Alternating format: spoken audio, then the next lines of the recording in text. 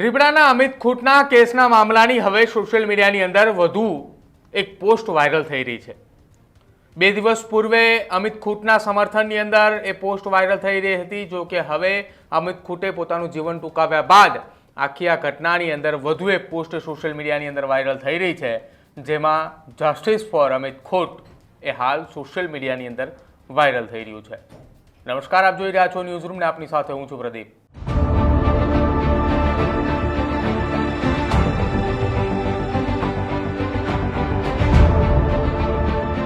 રાજકોટ, ગોંડલ અને રીબડા સાથે કનેક્ટેડ એક કેસ એટલે અમિત ખૂટનો આ કેસ। અમિત ખૂટના કેસની અંદર કુલ 4 વ્યક્તિઓની ધરપકડ કરવામાં આવી છે, જેમાં એ સગીરા કે જેને અમિત ખૂટ ઉપર આક્ષેપ કર્યા હતા તેની સાથે સાથે તેની મિત્ર કે જેને મીડિયા સમક્ષ આવીને સગીરા વતી નિવેદન આપ્યું હતું અને આખી આ ઘટનાની અંદર એડવોકેટ સંજય પંડિત અને દિનેશ પાતરની પણ ગોંડલ તાલુકા પોલીસે ધરપકડ કરી છે। આ તમામની એવી સંડોવણી હતી કે અમિત ખૂટને આ કેસની અંદર ફસાવવામાં આવે, હની ટ્રેપ કરવામાં આવે। જો કે સગીરા જે છે તેને એવી લાલચ આપવામાં આવી હતી રૂપિયાની અને સારી એવી નોકરીની લાલચ આપી આખો આ ઘટનાક્રમ રચ્યો હતો। જો કે હવે ગોંડલ તાલુકા પોલીસે આખા આ મામલે ખુલ્લું પાડ્યું છે અને તમામ એ લોકોની અટકાયત કરી છે, તમામ એ લોકોની ધરપકડ પણ કરી છે। જો કે આ તમામની ધરપકડ થતાની સાથે જ મોડી રાતથી જ સોશિયલ મીડિયાની અંદર એક પોસ્ટ વાયરલ થઈ રહી છે અને વાયરલ પોસ્ટની અંદર જસ્ટિસ ફોર અમિત ખૂટ એ લખવામાં આવ્યું છે। જો કે આ જ વાયરલ પોસ્ટની અંદર અમિત ખૂટનો ફોટો પણ મૂકવામાં આવ્યો છે અને આ પોસ્ટની અંદર જ્યારે લખવામાં આવી રહ્યું છે ત્યારે એમાં લખ્યું છે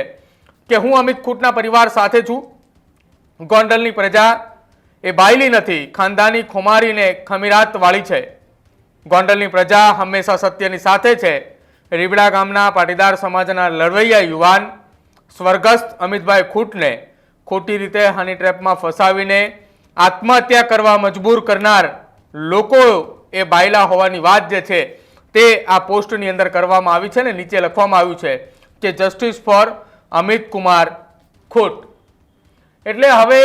રીબડાના અમિત ખૂટને લઈને તેને ન્યાય મળે, તેના પરિવારને ન્યાય મળે તેને લઈને જસ્ટિસ અમિત ખૂટ નામની સોશિયલ મીડિયાની અંદર એક પહેલની શરૂઆત કરવામાં આવી છે, જેમાં અમિત ખૂટનો ફોટો પણ મૂકવામાં આવ્યો છે અને જે અમિત ખૂટે પોતાનું જીવન ટૂંકાવ્યું ત્યારે તેને જે આખરી નોટ લખવામાં આવી હતી કે જે કોઈ વ્યક્તિ પોતાનું આ પ્રકારે જીવન ટૂંકાવે છે ત્યારે તેના આખરી નોટની અંદર લખાવવામાં આવેલું નિવેદન એ સર્વોપરી હોય છે ને એ જ નિવેદનની અંદર એવો ઉલ્લેખ કરાયો હતો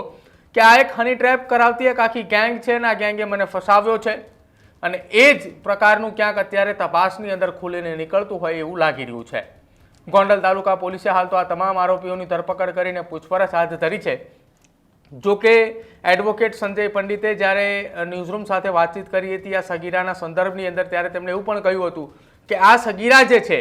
કે જેને અમિત ખૂટની સામે આ આક્ષેપો લગાવ્યા છે તે દરમિયાન સગીરાની એ દિવસ દરમિયાન પૂછપરછ થઈ અને ત્યારબાદ તેનો કેસ જે છે તે અમિત ખૂટની સામે દાખલ કરવામાં આવ્યો હતો। જો કે હવે જ્યારે એ સગીરાની બહેનપણી જે હતી પૂજા રાજગોર તેની પૂછપરછ કરતા તેને આખા આ મામલે પોતાનું નિવેદન ફેરવી તોડ્યું છે। તેને જે આખી હકીકત તેની સાથે જે બની હતી તે સ્પષ્ટપણે કહી દીધી છે કે આખી આ ઘટનાની અંદર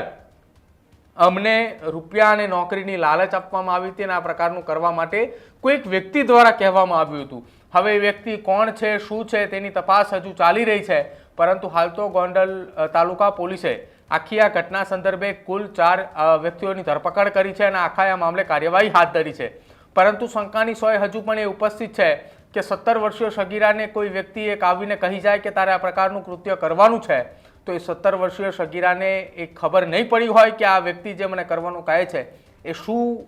છે, એ કયા પ્રકારનો ગુનો છે, આ ગંભીર ગુનાની અંદર શું થઈ શકે છે આવો સહેજ પણ અહેસાસ નહીં આવ્યો હોય। જો કે તેની સાથે હાજર રહેલી અને મીડિયાની અંદર નિવેદન આપેલી તેની બહેનપણી પૂજા રાજગોર કે જેને અત્યારે આખી આ મામલે ગોંડલ તાલુકા પોલીસે પોતાનું નિવેદન ફેરવી તોડી અને આખી આ ઘટનાની અંદર જે સત્ય હકીકત છે તે જણાવી। જો કે આ હકીકત જણાવતાની સાથે જ જે 17 વર્ષીય સગીરા હોવાની વાત કરવામાં આવી હતી જેને આક્ષેપ લગાવ્યા હતા મોડી રાત્રે ગોંડલ તાલુકા પોલીસે તેની પણ ધરપકડ કરી છે અને તેની ધરપકડ કર્યા બાદ આખા આ મામલે નવા એ ખુલાસાઓ સામે આવ્યા છે। હવે